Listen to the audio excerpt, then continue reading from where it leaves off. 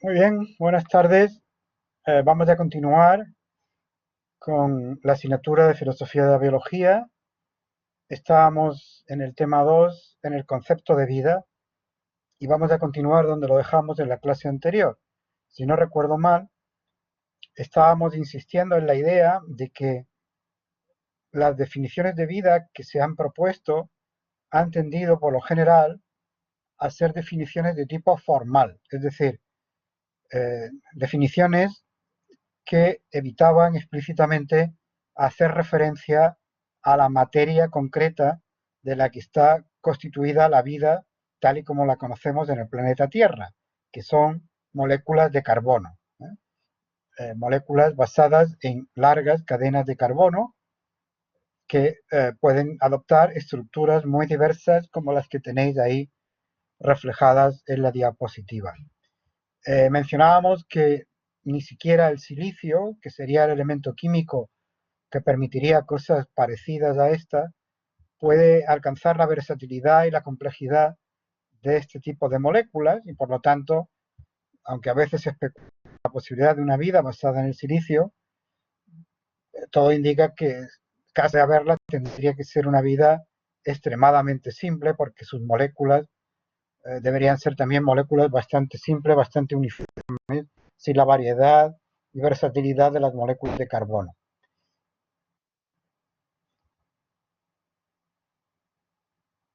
Como hemos, como hemos visto entonces,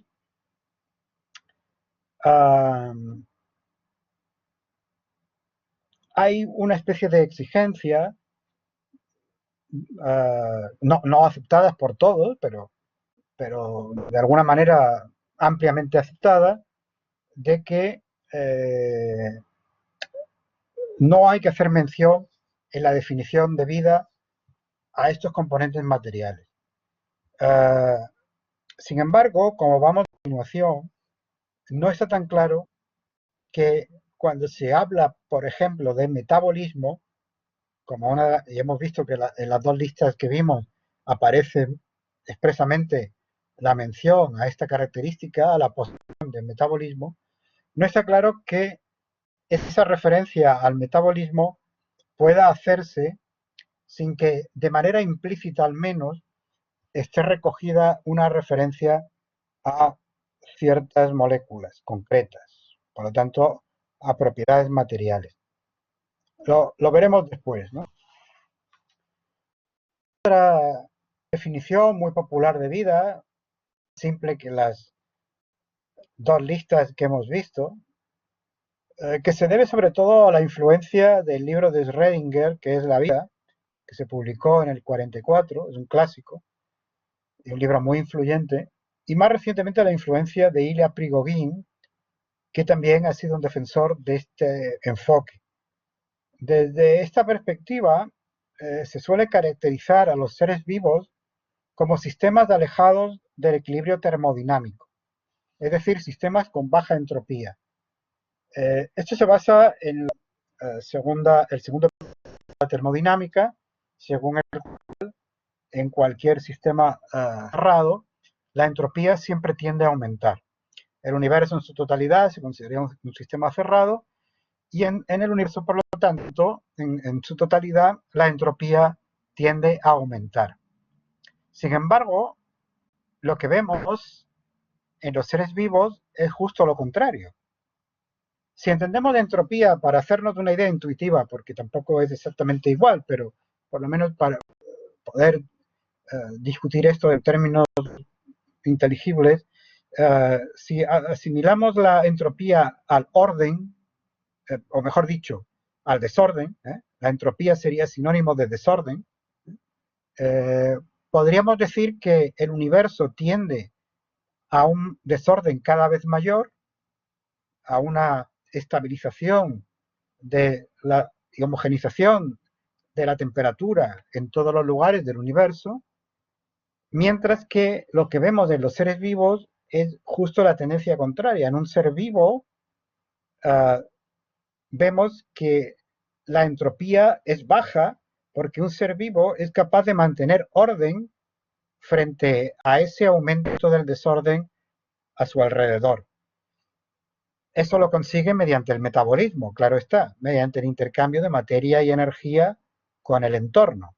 El metabolismo es lo que le permite a un ser vivo mantener su orden y por lo tanto mantener su baja entropía y por lo tanto alejarse del equilibrio termodinámico. ¿Eh? Esa sería la caracterización basada en esta idea del segundo principio de la termodinámica. Esta definición, aunque es muy popular, tiene problemas porque hay sistemas físicos que no diríamos que están vivos y también se mantienen alejados temporalmente de equilibrio termodinámico, igual que un ser vivo. Bueno, igual no quiero decir de la misma manera que un ser vivo, pero sí es equivalente a un ser vivo el hecho que se mantienen con una estructura relativamente ordenada frente al entorno durante un tiempo. Por ejemplo, una estrella, por ejemplo, el Sol es un sistema que se mantiene durante un tiempo alejado del equilibrio termodinámico, sin embargo no es un sistema vivo. En las dos listas que hemos presentado, hemos visto que las principales propiedades que se han atribuido a los seres vivos podrían clasificarse dentro de ámbitos. Las que tienen que ver con el tratamiento de la información, la capacidad de autoaplicación, pero no solo, por ejemplo también la capacidad de evolución, etcétera, etcétera, y las que tienen que ver con la autonomía, en particular con ese mantenimiento del orden que acabo de mencionar, con el autocontrol, con la posibilidad de autorregulación y de autocatálisis, es decir, de catalizar las reacciones internas en el organismo. En última instancia, lo que tiene que ver con el metabolismo. Eh, por eso se podría incluso hablar de que hay dos orientaciones básicas a la hora de caracterizar la vida. La que pone el énfasis en lo informacional, que podríamos llamar el enfoque informacional, y la que pone el énfasis en la perdón, esta, este enfoque pondría el énfasis en la capacidad autorreproductiva o replicativa de los seres vivos y utilizaría para caracterizar a los seres vivos conceptos tomados de la teoría de la información y de la informática y por supuesto de la teoría de la evolución de Darwin, conceptos que son muy empleados en genética, por ejemplo. Y por otro lado tendríamos el enfoque autoorganizativo que pondría el énfasis en la autonomía de los organismos, en la capacidad de los organismos para automantenerse, para mantener un orden durante un tiempo, para mantenerse alejados del equilibrio termodinámico durante un tiempo, para constituirse como tales organismos, para mantener su propia identidad. ¿Eh? El enfoque informacional, como hemos dicho, centra el concepto de vida en los aspectos informacionales del ser vivo que aparecen implicados en la reproducción y en la organización compleja del ser vivo. La información recogida en los genes que puede ser almacenada y que puede ser replicada, transmitida a otros organismos. Y por lo tanto, estos mecanismos de variación y herencia que constituyen la base que hace posible una evolución de tipo darwinista son centrales en el enfoque informacional. ¿Eh? Son esas características que están ligadas a los genes las que permiten, a su vez, esa evolución biológica. Este enfoque, pues, digamos que descuida o considera secundario, y eso sería problemático, el modo en que esa organización compleja se mantiene y los mecanismos que ayudan a ese proceso de replicación. ¿Eh? Eh, esos mecanismos significan que debe haber, el ser vivo debe tener la capacidad de estabilizar esa información durante un tiempo, de mantenerla en el tiempo y de ese mantenimiento en el tiempo luego conduzca a una transmisión fiable de esa información. Y eso que descuida el enfoque informacional es justamente en lo que insiste el otro enfoque, el enfoque autoorganizativo. Este enfoque autoorganizativo está bien representado, quizás la versión más conocida de este enfoque, por la teoría de la autopoiesis que formularon en los años 70 el biólogo Humberto Maturana y el psicólogo cognitivo Francisco Varela. Los dos son chilenos, Maturana está vivo, Varela murió relativamente joven. Esta teoría de la autopoiesis lo que mantiene es que los seres vivos son sistemas autopoiéticos. ¿Qué significa eso? Bueno, el término lo dice si analizamos su significado en griego. Poiesis significa construcción, significa fabricación. Autopoiéticos significa que son sistemas que pueden construirse o fabricarse a sí mismos. Fabricarse en el sentido de regenerarse, de ir sustituyendo aquellas partes que dejan de ser funcionales por elementos que van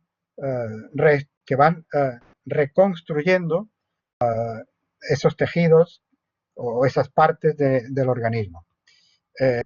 Claro, esto tiene también unos límites, obviamente.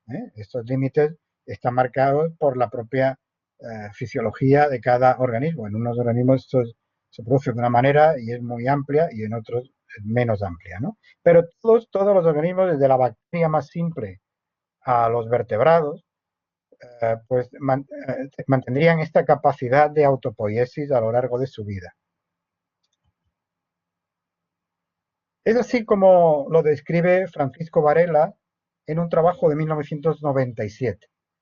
Dice lo siguiente: un sistema autopoiético, la mínima organización viviente, es aquel que continuamente produce los componentes que lo especifican, mientras que al mismo tiempo constituye como una unidad concreta en el espacio y en el tiempo que posibilita la red de producción de componentes. Es decir, como veis, la cita es un poco oscura, pero en fin, si la leéis con calma, veréis que lo que está diciendo es que un sistema autopoiético produce continuamente sus componentes y al mismo tiempo se constituye en la estructuración de esos componentes como una unidad que permanece ordenada en el espacio y en el tiempo. Y es eso lo que posibilita precisamente la red de producción de los componentes. Definido de esta forma, definido de forma más precisa, el sistema autopoiético está organizado, definido como una unidad, como una red de procesos de producción, síntesis y destrucción. Podríamos decir ahí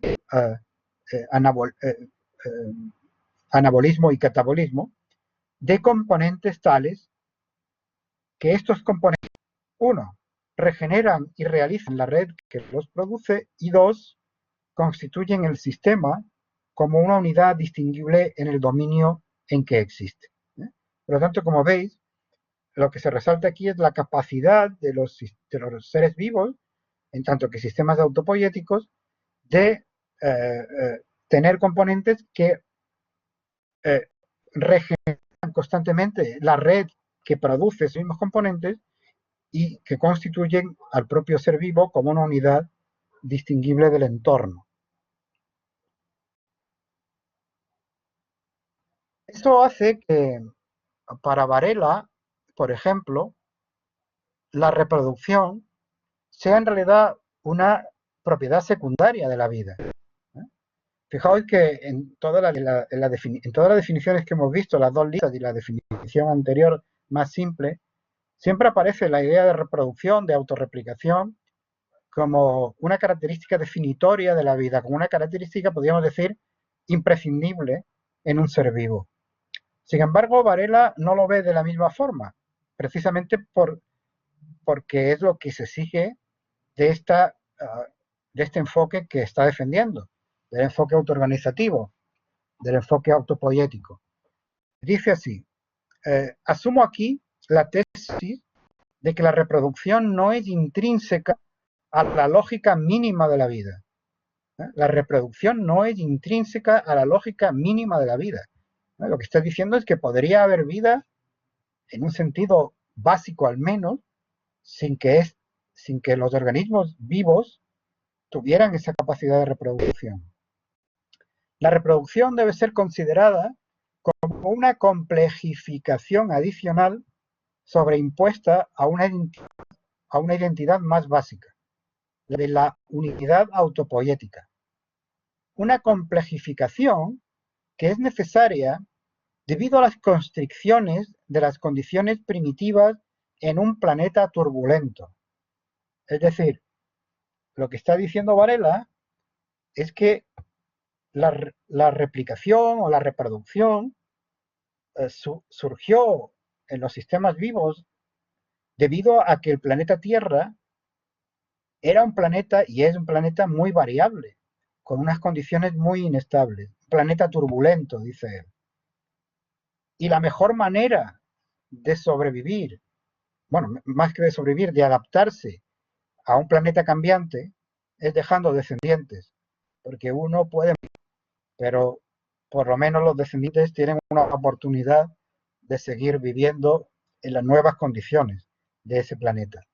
De manera que lo que dice Varela entonces es que la reproducción no es una propiedad esencial de la vida, sino que es una propiedad que se adquirió en la vida en este planeta debido a las condiciones iniciales en que surgió la vida aquí. Continúo con la cita. Es aquí donde clases determinadas de moléculas, como los ácidos nucleicos, juegan un papel fundamental. La reproducción es esencial para la viabilidad a largo plazo de la vida, pero solo cuando hay una identidad puede una unidad reproducirse. En este sentido, la identidad tiene una prioridad lógica y ontológica sobre la reproducción, aunque no tenga precedencia histórica. No tiene precedencia histórica porque en este planeta, como comentaremos después, la reproducción y el mantenimiento de la identidad a través del metabolismo son cosas que surgen simultáneamente para formar la vida. Pero desde un punto de vista lógico y ontológico, dice Varela, tendría prioridad la autoorganización frente a la reproducción.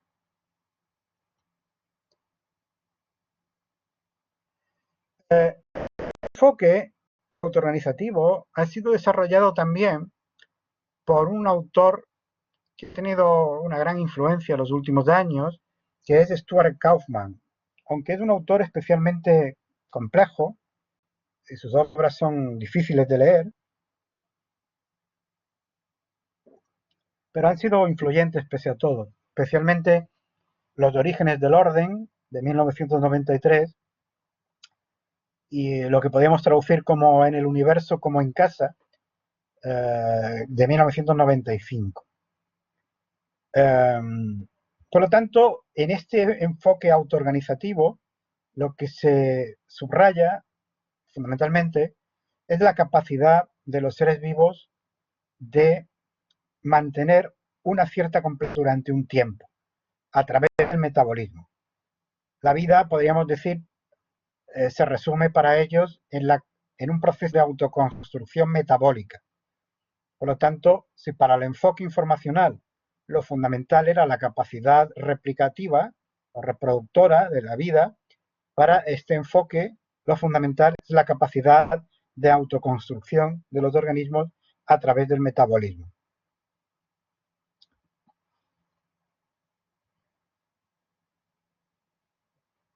También han apoyado este enfoque Lynn Margulis y Dorian Sagan en uno de estos libros que han escrito conjuntamente, por ejemplo. Dice lo siguiente en uno de ellos: cada 5 días uno tiene una nueva pared estomacal.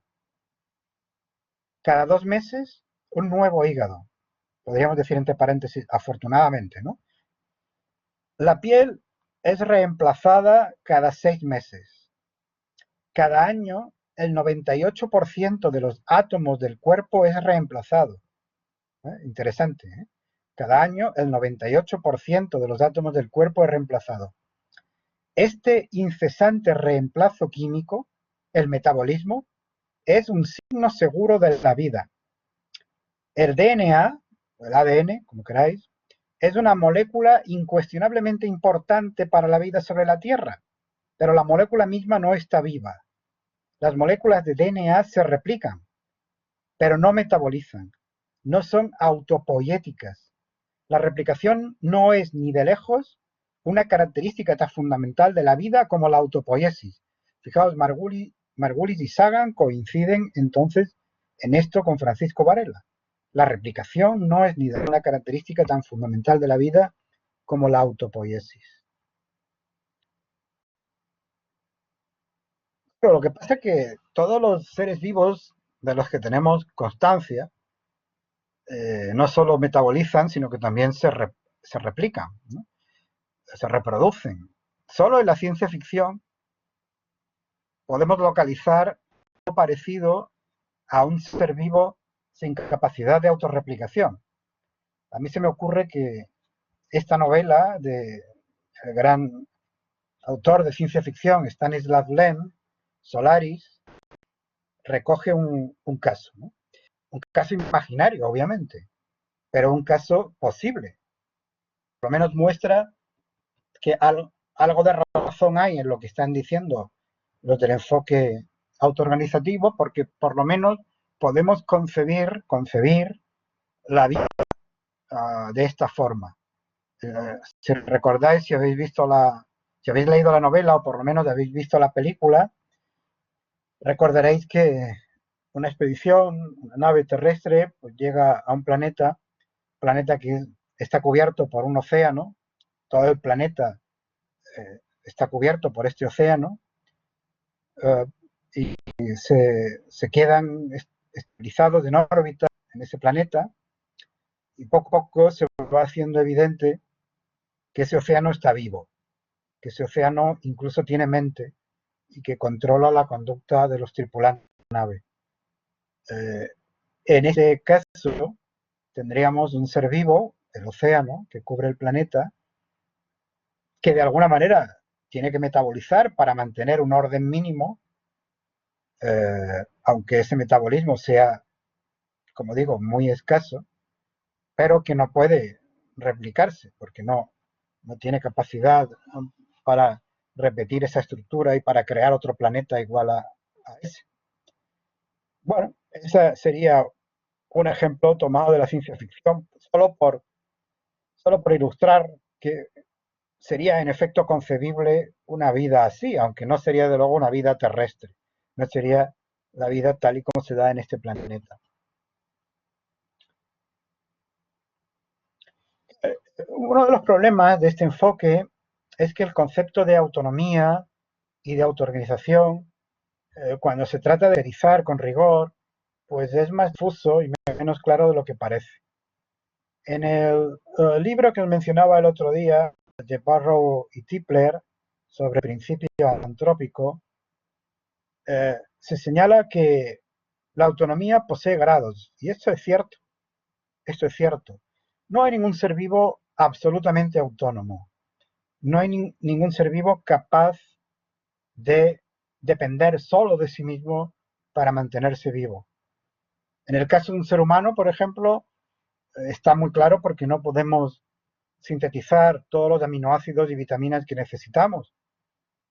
Hay bacterias que sí pueden hacerlo, pero esas bacterias a su vez dependen de otros seres vivos para mantener las condiciones estables de su entorno o para obtener algunos nutrientes. ¿Dónde ponemos la frontera de la autonomía? ¿Qué grado de autonomía hay que considerar para poder hablar de un ser vivo?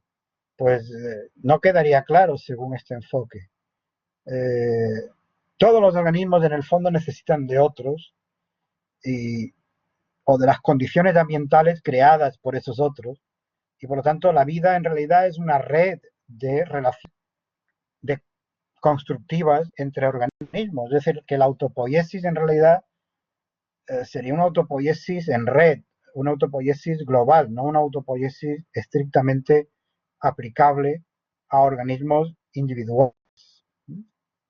Eh, si quisiéramos, por ejemplo, decir que un ser humano es una unidad autopoética, tendríamos entonces que ver qué papel le damos a los microorganismos que viven en nuestro cuerpo y que son fundamentales para el mantenimiento de la vida del ser humano. Sin la biota intestinal, sin los microorganismos de nuestro intestino, no podríamos sobrevivir. ¿Forman esos organismos parte de nosotros mismos como unidad autopoética o constituyen cada uno de ellos una unidad autopoética diferente? Parece que lo lógico sería pensar más bien lo primero, pero entonces digamos que la unidad autopoética que constituye un ser humano está formada por una enorme cantidad de organismos vivos, porque hay más microorganismos en nuestro cuerpo que células de nuestro propio cuerpo.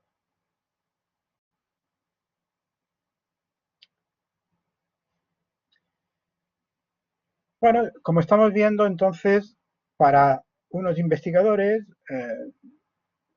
de los que han trabajado en este problema de la definición de la vida, tenemos vida cuando, sobre todo cuando encontramos estructuras capaces de autorreplicación, y eso es lo que buscarían, por lo tanto, en la vida extraterrestre, pongamos por caso, la capacidad de autorreplicación, mientras que para otros tenemos vida fundamentalmente cuando encontramos estructuras que se automantienen a través del metabolismo.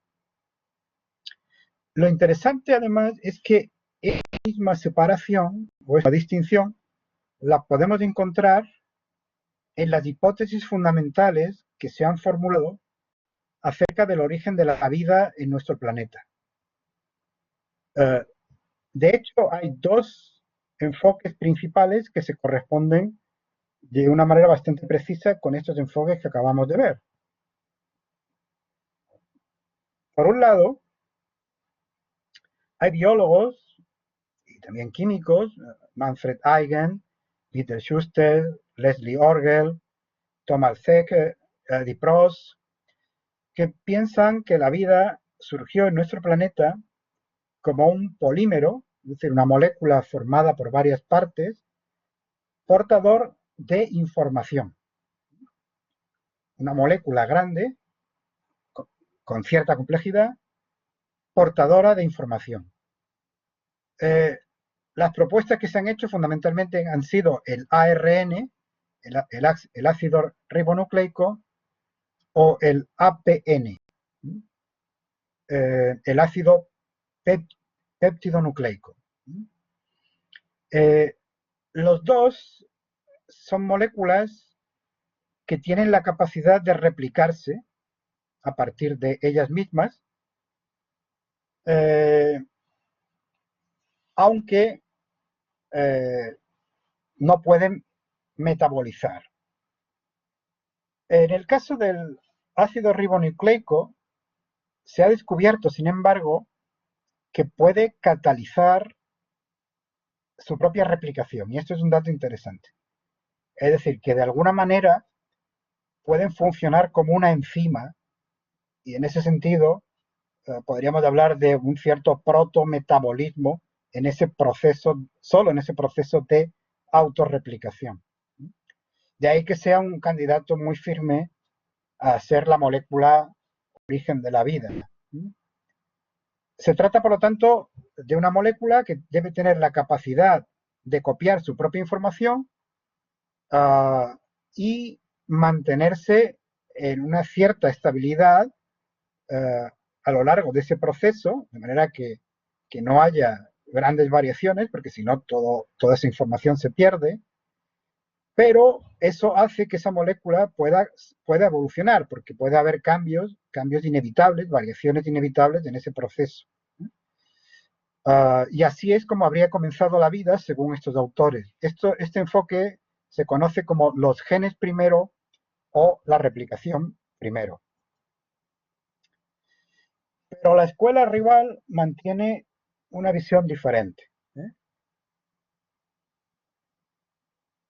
La escuela rival probablemente es más conocida, es la que han defendido autores clásicos como Alexander Oparin, la que ha defendido el físico Freeman Dyson, la que defendió también Lynn Margulis, la que defiende Stuart Kaufman, Christian de Duve, Robert Shapiro, etcétera, etcétera. Según este enfoque, lo que generó la inicialmente no fueron genes, no fueron moléculas autoaplicantes capaces de almacenar información, sino una serie de reacciones químicas que se catalizaban mutuamente, que se ayudaban mutuamente a producirse, acotadas, encerradas en una vesícula que las separaba del entorno.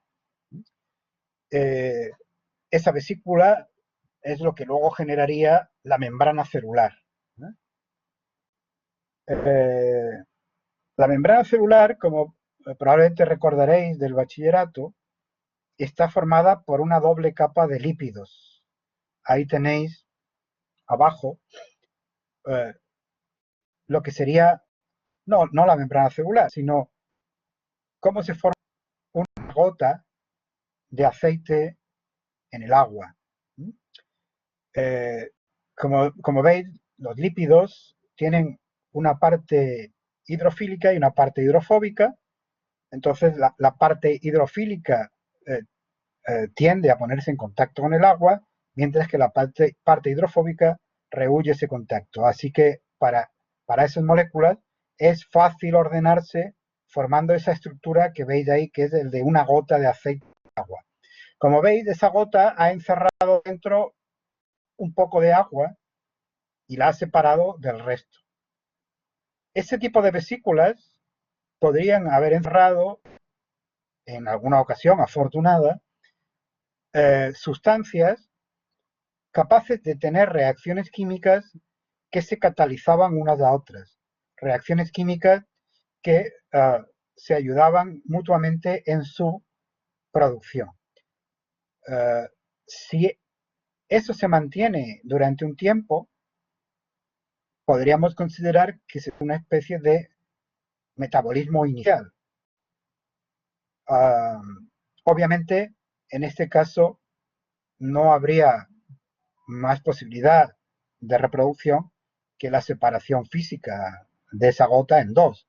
Imaginad que la gota va creciendo de tamaño porque consiguen estas reacciones químicas incorporar de alguna forma sustancias que pueden entrar del exterior hasta que finalmente su tamaño hace que se dividan en dos, que tendríamos dos vesículas iguales o prácticamente iguales con las mismas reacciones dentro y separadas al menos parcialmente del entorno.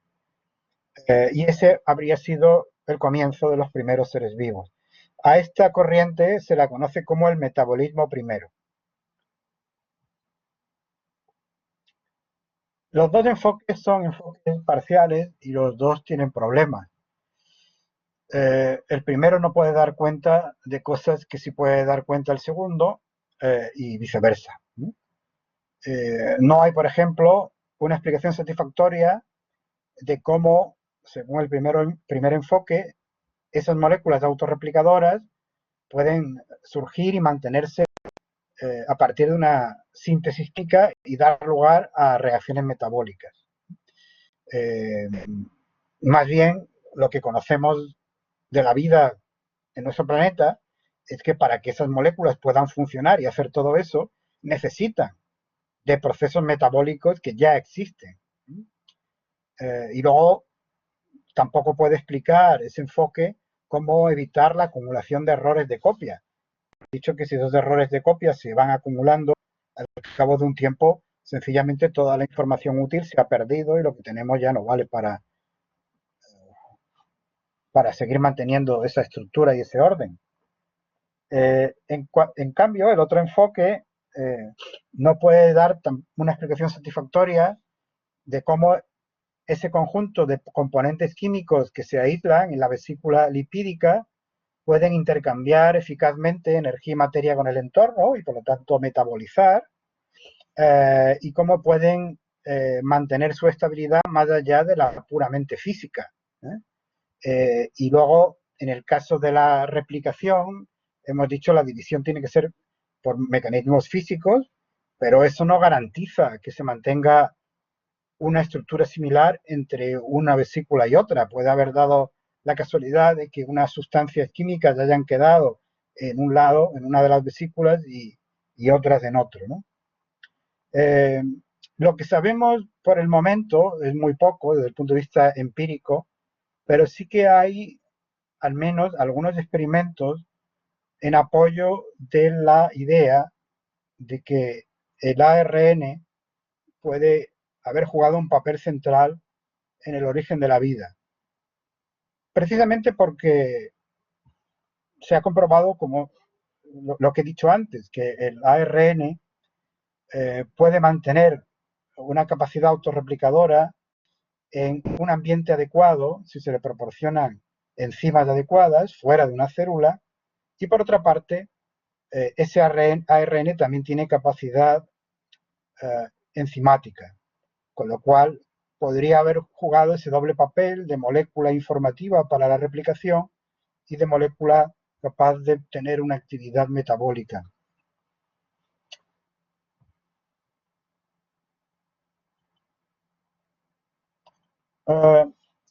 Dado que ninguna de estas dos explicaciones es completamente satisfactoria, lo lógico es pensar que quizás la combinación de ambas pueda dar una información más útil.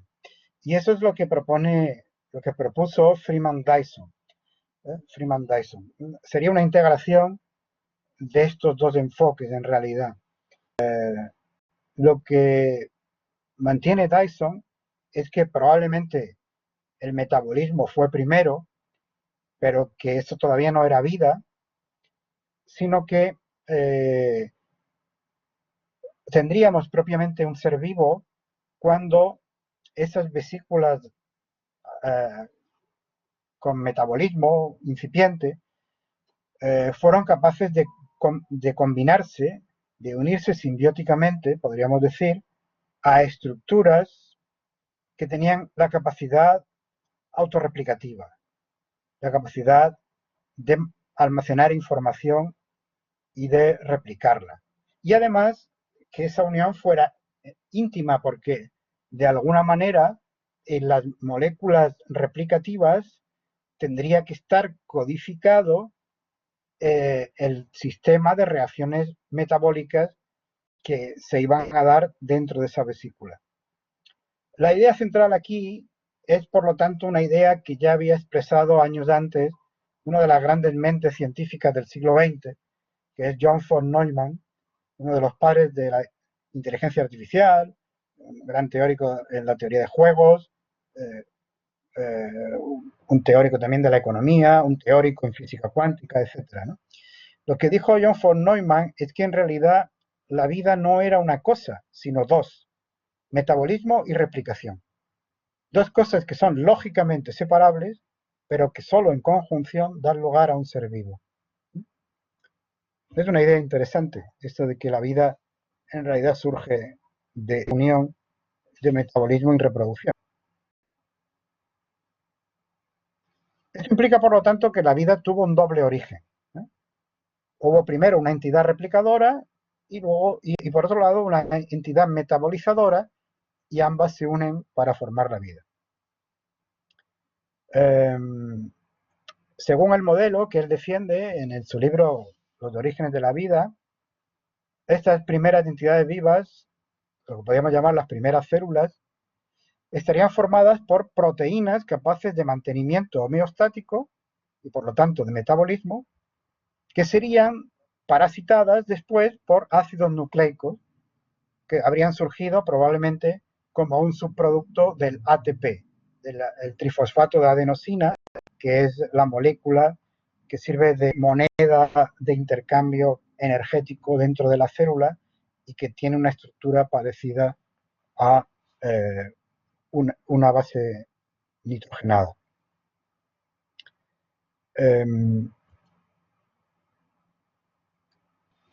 También en nuestro país hay autores que han buscado una síntesis de estos dos enfoques. En particular, Álvaro Moreno, que ha dirigido durante años, se ha jubilado hace poco, un equipo de investigación muy bueno, de una gran calidad, en el País Vasco, en la Universidad del País Vasco, un equipo de prestigio internacional. Pues Álvaro Moreno y sus discípulos, vamos a decirlo así, han trabajado durante años en esta cuestión de la definición de la vida. Y por ejemplo, en uno de los artículos firmados por Álvaro Moreno y por Kepa Ruiz Mirazo y por Yuri Peretó, dan la siguiente definición de vida. Me parece una definición bastante buena, bastante buena. Dicen, un ser vivo es cualquier sistema autónomo, y por tal entienden un sistema lejos del equilibrio termodinámico que se mantiene y constituye asimismo mediante el acoplamiento de procesos ergónicos y exergónicos, según afirman ellos explícitamente, es decir, de procesos que consumen energía y que producen energía. Es lo que llamamos el metabolismo. Por tanto, un ser vivo es cualquier sistema autónomo que tiene metabolismo para mantenerse autónomo, con capacidades para una evolución abierta. Ya explicamos lo que era esto de una evolución abierta, es decir, una evolución que no tuviera un sentido predeterminado. Y en ese trabajo, además, señalan que para que esas propiedades se den, un ser vivo tiene que tener tres requisitos más concretos. Tiene que haber un límite activo semipermeable, lo que llamamos la membrana celular en el caso de las células. Fijaos, se trata de un límite, pero tiene que ser activo y semipermeable, es decir, no puede ser un límite absoluto, no puede ser algo que cierre el interior por completo al exterior. Tiene que dejar pasar ciertas cosas y tiene que dejar salir ciertas cosas. Y eso lo debe hacer de forma activa, no de forma puramente pasiva. En segundo lugar, un aparato de transducción-conversión de la energía, es decir, un aparato de reacción metabólicas. Y en tercer lugar, al menos dos componentes macromoleculares interdependientes.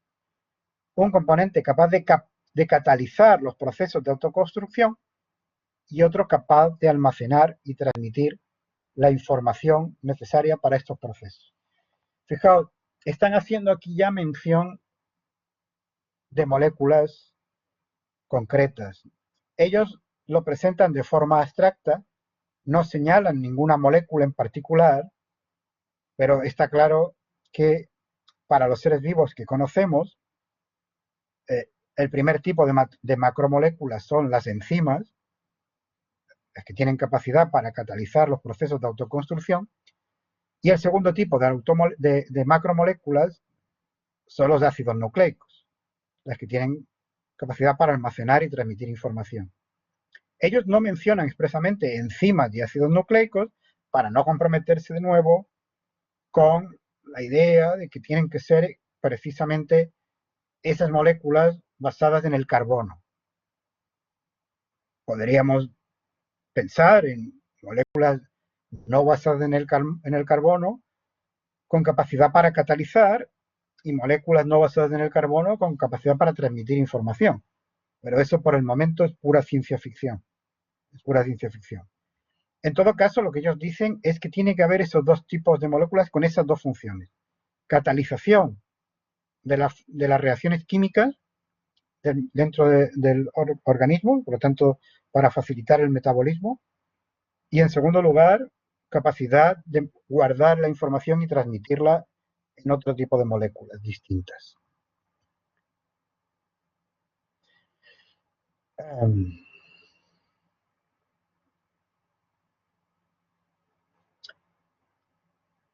Esta definición y esta caracterización exige, como veis, que los seres vivos posean desde el principio conjuntamente ambos aspectos que hemos mencionado, el metabolismo y la capacidad de replicación.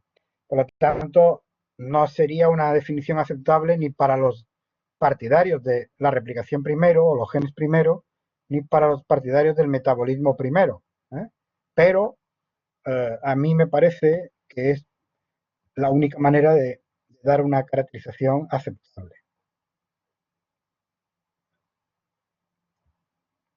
La referencia al metabolismo, como veis, se ha estado repitiendo constantemente en todas las caracterizaciones que hemos dado, en las definiciones, en todas las definiciones, incluyendo las dos listas que presentamos en la clase anterior, en todas aparece la idea del metabolismo.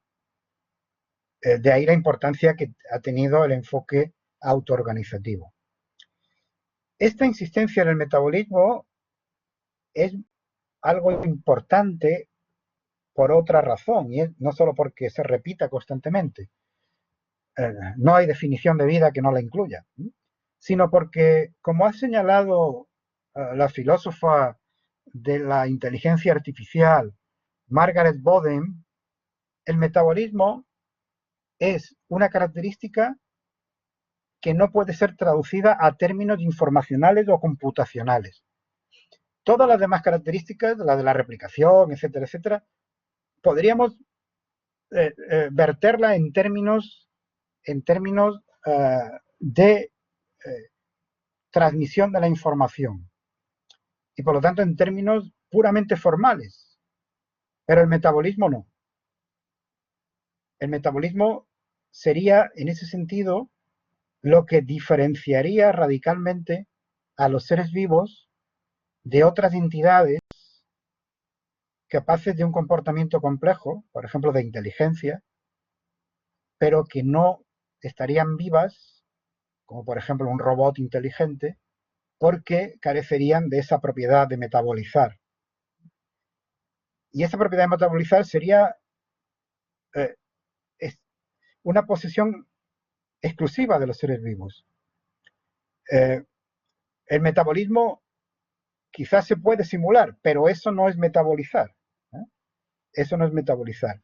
Un robot, una máquina, un ordenador que simulara perfectamente un proceso metabólico, no estaría, por ese hecho, metabolizando. Bueno, yo creo que con esto es suficiente por hoy.